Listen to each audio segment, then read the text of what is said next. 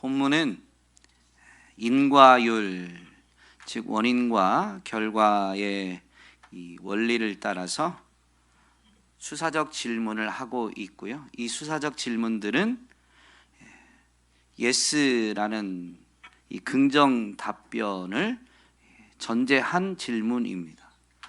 그래서 이 인과율을 따라서 이스라엘을 향한 심판도 정당하다라는 것을 선포하고 있는 것입니다.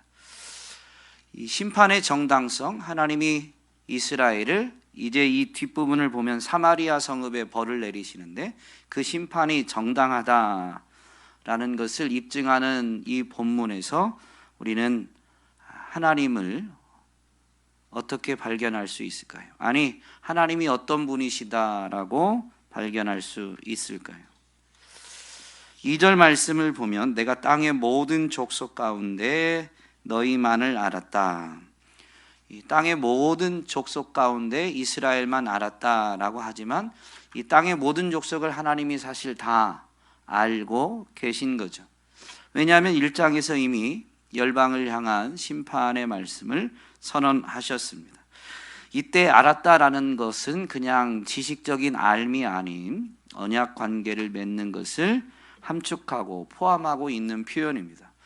땅의 모든 족속을 알고 계시다라는 이 측면과 그리고 이미 앞에서 열방을 향한 심판을 선언하신 부분을 되새겨 보면 하나님은 정말로 온 땅의 통치자이시다라는 것을 이 본문에서도 분명히 알 수가 있습니다. 또한 이스라엘을 향한 심판이 정당하다라는 것을 먼저 인과율을 따라서 입증하시죠. 설명하시죠.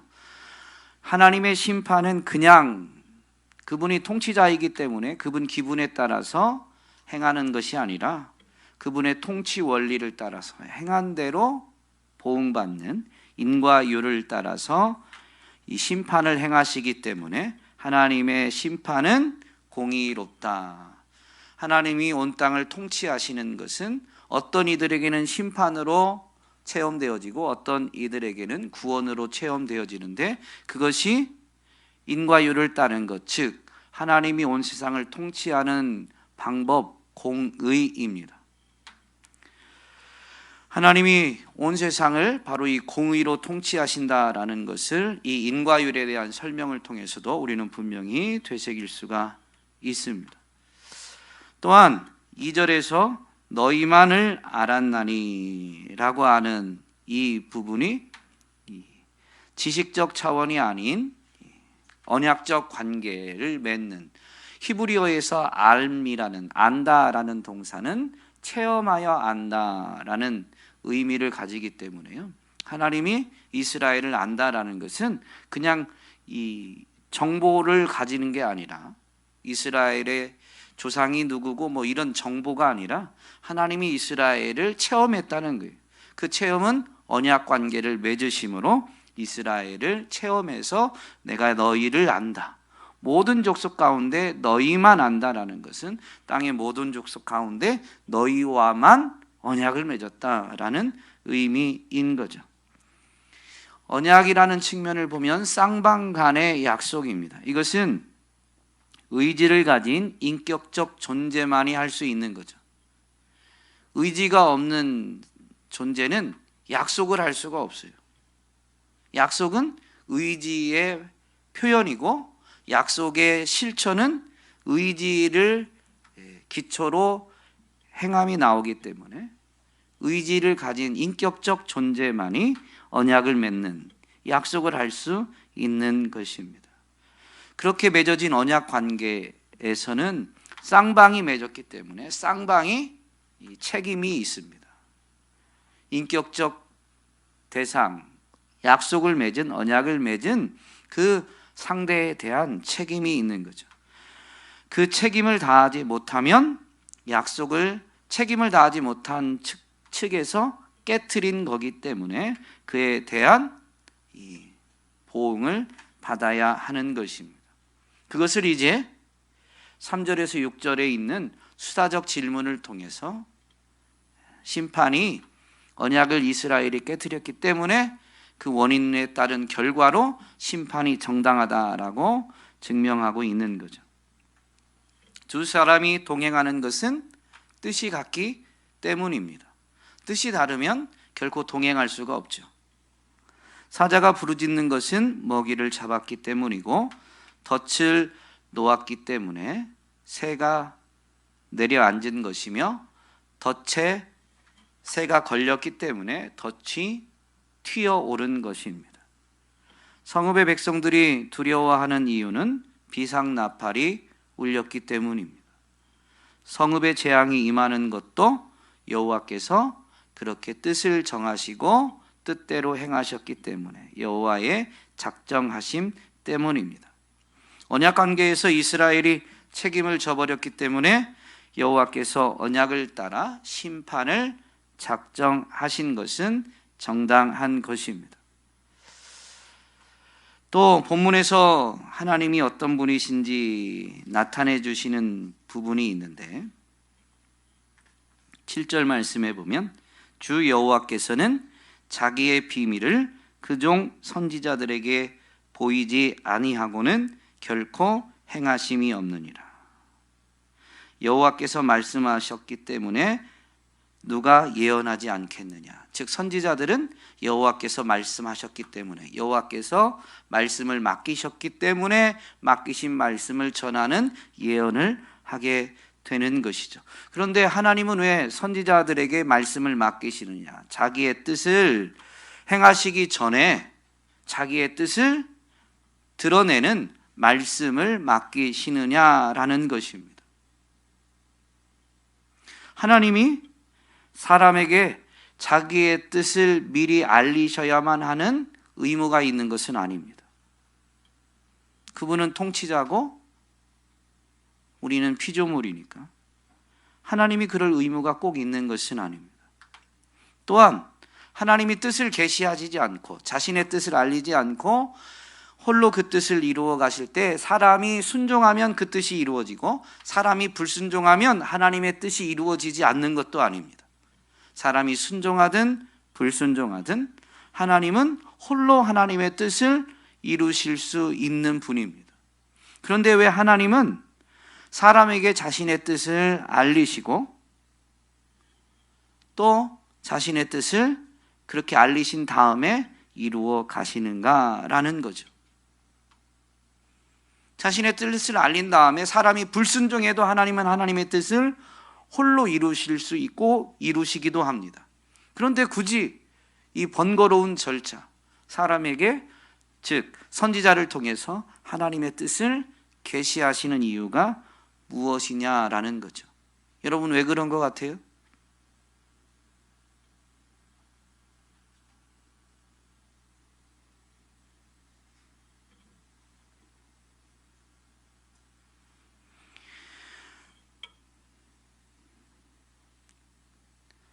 그렇게 안 해도 되는데 그렇게 하는 이유는 결국 사람에게 자신의 뜻을 계시하신 것은 사람을 설득하기 위함이죠.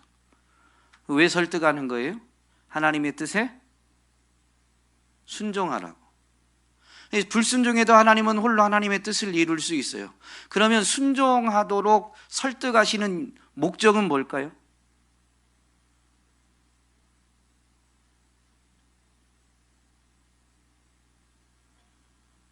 하나님은 사람이 순종 안 해도 하나님의 뜻을 이루실 수 있습니다. 이루십니다. 그런데도 사람이 그 뜻에 순종하면 순종하는 사람은 무엇을 보게 돼요? 하나님의 뜻이 이루어지는 걸 보게 됩니다. 내가 순종했기 때문에 하나님 뜻이 이루어지는 게 아니에요. 내가 순종하지 않아도 하나님은 하나님의 뜻을 이루시는데 하나님이 우리를 사랑하시고 우리를 존중하시니까 하나님이 홀로 하나님의 뜻을 이루시는 그 일에 사람을 설득해서 순종함으로 그 뜻이 이루어지는 현장에 우리도 있기를 원하는 거죠. 하나님의 뜻이 이루어지는 그 현장에 나타나는 게 뭐예요? 너무 어려운 질문인가요? 하나님 영광입니다. 하나님의 영광. 사람 사이에서도요, 공부를 잘하는 학생이 공부 더 열심히 하다가 어떤 시험을 본다든가 자기가 그렇게 실력을 쌓은 것을 인정받게 되어지는 그 순간들이 있습니다.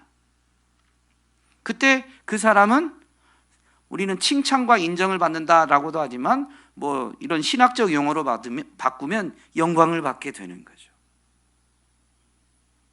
여러분, 하나님의 그 신성과 능력으로 홀로 뜻을 이루시는데요, 하나님의 뜻이 이루어지는 곳에 하나님의 영광이 드러나게 되어 있어요. 하나님의 뜻이 이루어지는 곳에 우리를 굳이 끌어들이려고 하는 이유는 하나님의 영광에 참여하게 하기 위해서, 하나님의 영광을 우리도 받게 하기 위해서. 우리는 원래 영광 받을 만한 존재가 아닙니다. 그런데도 하나님이 우리를 사랑하시고 귀히 여기시니까 우리를 굳이 설득하시는 거죠. 하나님의 뜻이 이루어지는 곳으로 우리를 초대하는 겁니다. 이것을 성경에 있는 이 신학적 용어로 바꾸면 오늘 마하나임 찬양팀이 찬양한 것처럼 그게 하나님의 부르심입니다. 여러분, 하나님의 부르심이 하나님이 일할 사람이 없어서 부르시는 게 아니에요. 하나님의 영광에 너도 같이 있으면 좋겠다라는 하나님의 초대인 거죠. 하나님은 지금도 하나님의 사람들을 부르시고 계십니다. 그렇다면 이 본문에서 하나님이 이런 분이시다라는 것을 우리에게 가르쳐 주는데요, 그럼 이 본문이 우리에게 주는 교훈은 뭘까요?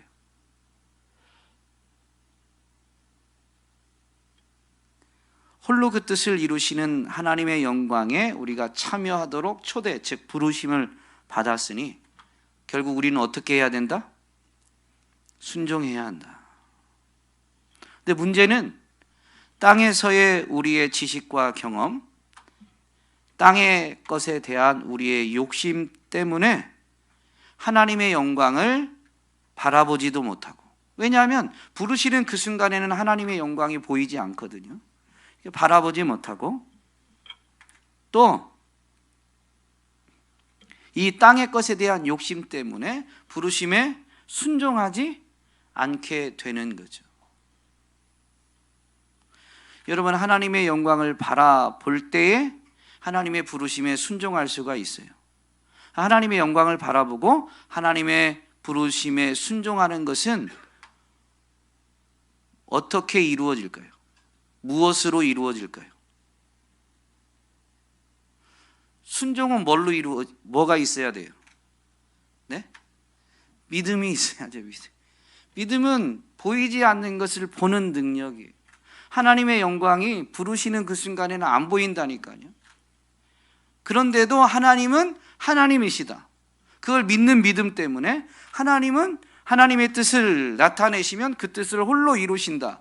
내가 실력이 없어도, 내가 능력이 부족해도, 심지어 내가 하나님의 뜻에 순종하지 않는다 할지라도, 아니 나는 하고자 하는데 내가 연약해서 하나님의 부르심에 내가 순종하지 못한다 할지라도 하나님은 홀로 하나님의 뜻을 이루신다.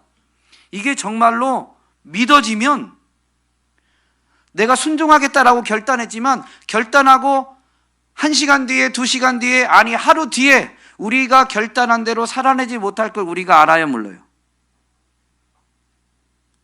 저는 알아요. 아니 이게 굳이 하루 시간은 제가 정확히 알 수는 없지만 아무리 결단해도 여러분 이제 이렇게 신앙생활하면 알잖아요. 주일날 예배 때 은혜 받고 결단을 하면 최소한 일주일만 가도 좋겠는데 일주일이 가요, 안 가요?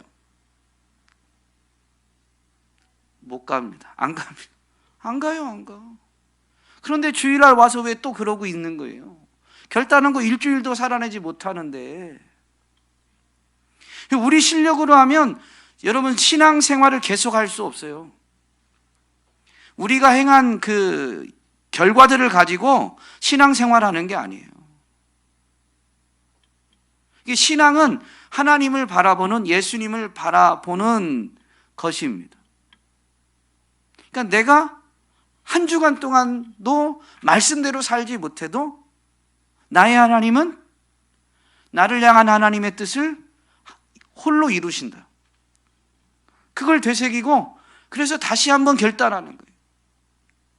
이번에는 일주일은 고사하고 어떨 때는 그런 마음도 있죠. 삶이 너무 힘들고 지치면 결단하는 게 막 주저되고. 그래서 정말 믿음이 있으면 자기 자신을 안 보고 하나님을 계속 보면 다시 결단하는 거예요. 비록 작심삼일이라 할지라도 3일만 가도 좋겠다, 하루만 간다 할지라도 다시 결단하는 거죠.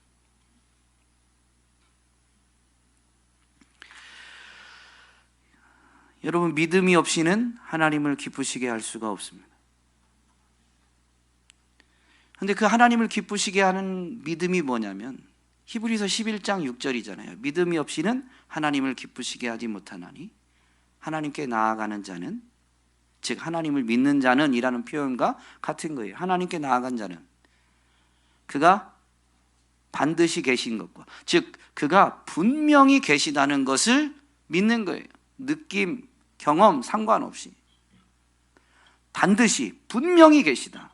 첫 번째 믿음입니다. 그리고 두 번째는 그가 자기를 찾는 자들에게 상을 주신다. 내 노력으로 삭슬 받는 게 아닙니다. 내가 수고한 것에 대한 뭐라고 해야 되죠? 임금을, 내가 노력한 것에 상응하는 그 결과물을 받는 게 아니에요. 그냥 하나님은 찾는 것뿐인데 그분이 찾는 것에 대해서 상을 주시는 거예요. 그러니까 그거는 내가 찾았기 때문에 받아야 되는 노력에 대한 마땅한 결과가 아닙니다.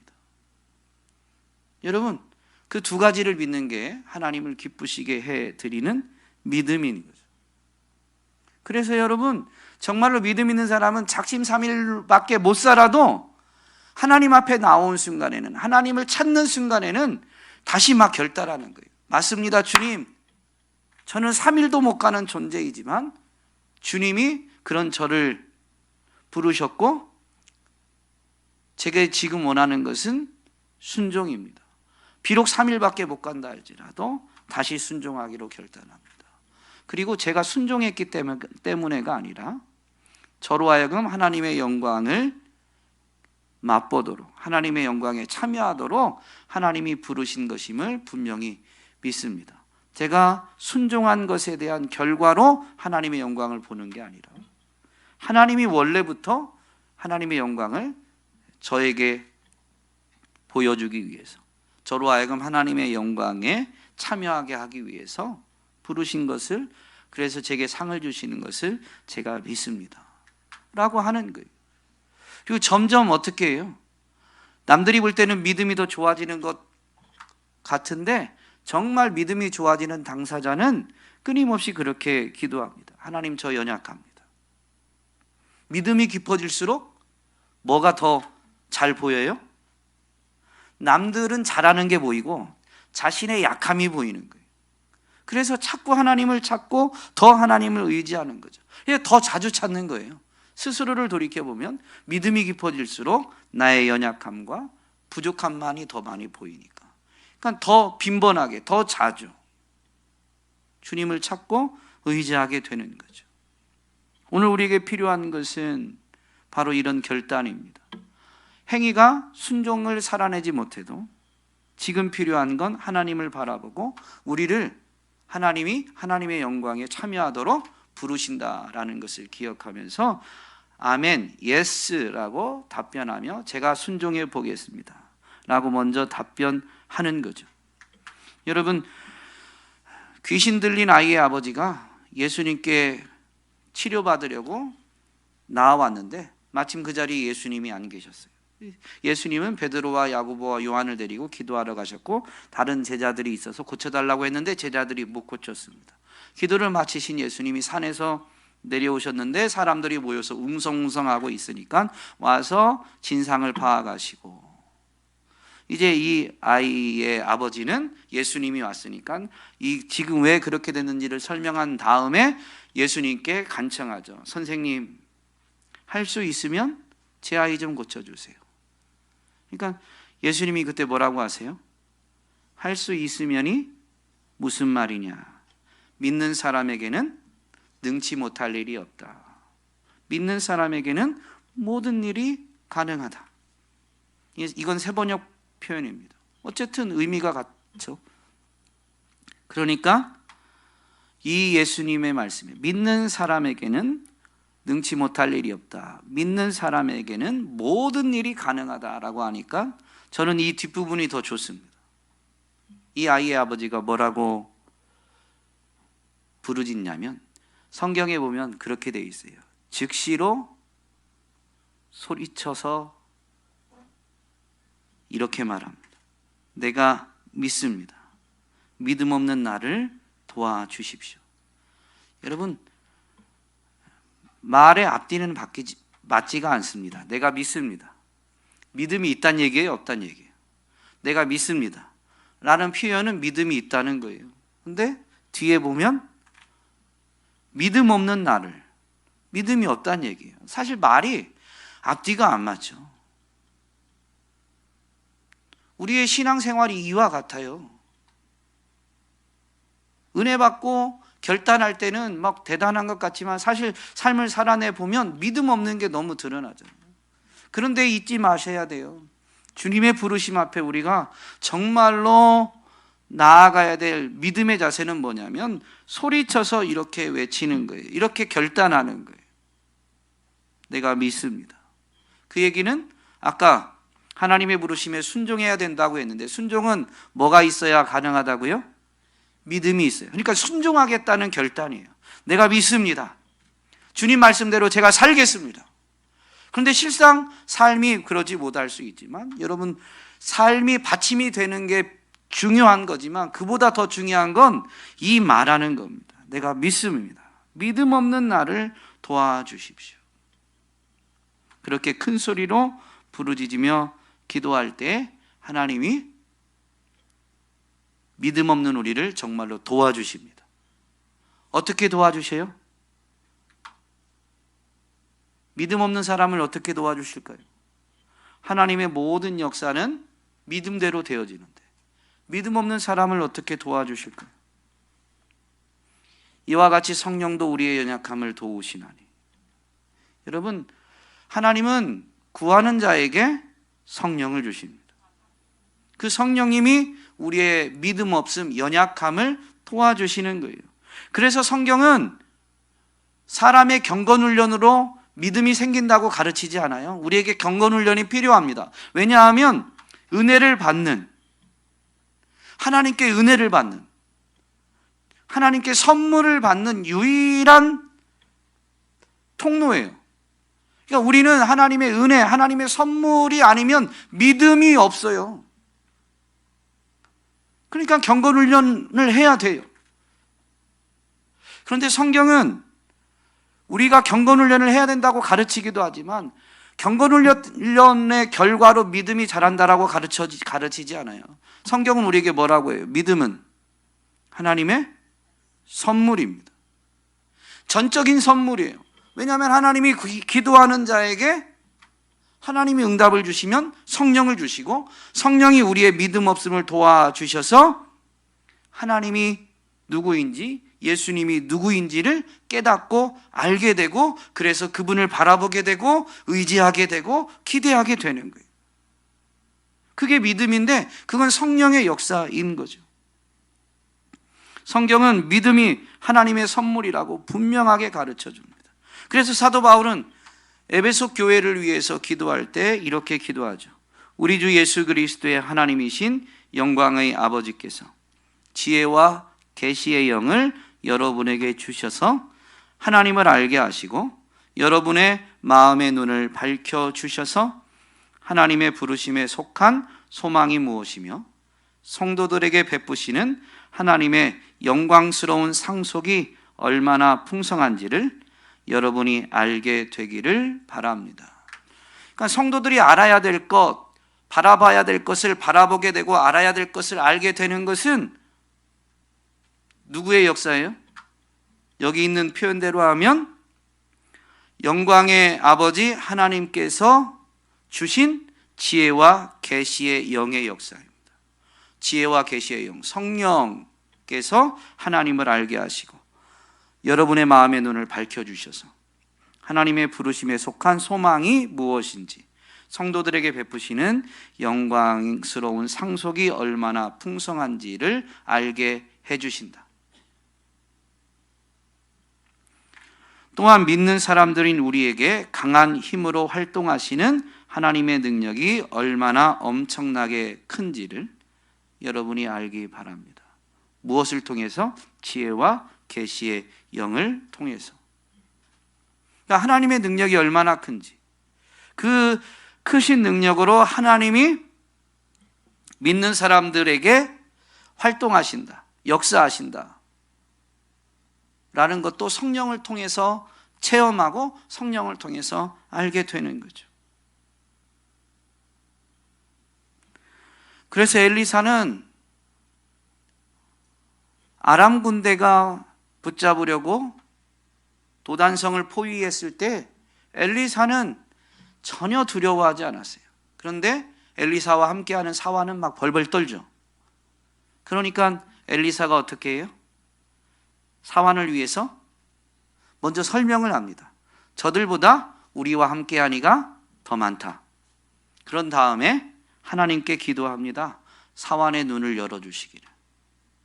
그리고 하나님이 엘리사의 기도에 응답해 주셔서 사환의 눈을 열어주시니까 이 엘리사의 사환이 뭘 보게 돼요? 하늘의 천군 천사를 보게 됩니다. 아람 군대보다도 더 많고 강한 하늘의 군대를 보게 된 거죠. 그제서야 아람 군대 때문에 두려워하지 않게 되고, 또 기도하고 엘리사가 아람 군대 쪽으로 갈 때 사환이 이제 동행하게 돼요.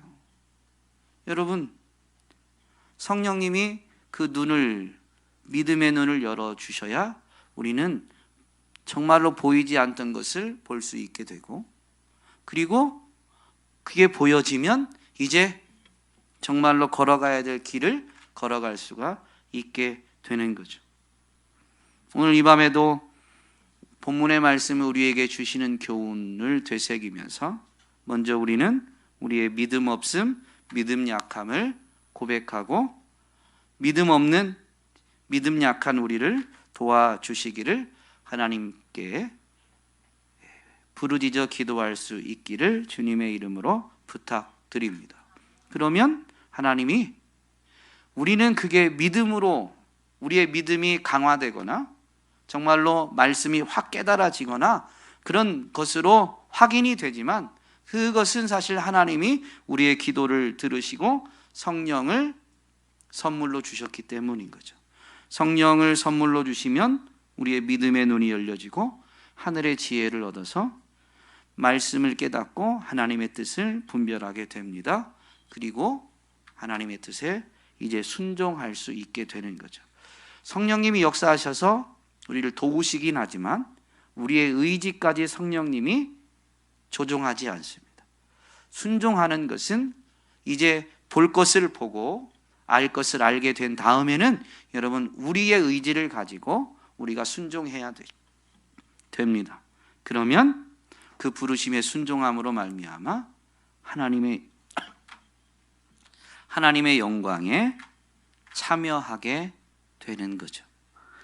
하나님의 영광에 참여하면서 모든 것이 하나님의 은혜임을 간증할 수 있기를, 그래서 모든 영광을 하나님께 돌리기를 주님의 이름으로 축복합니다.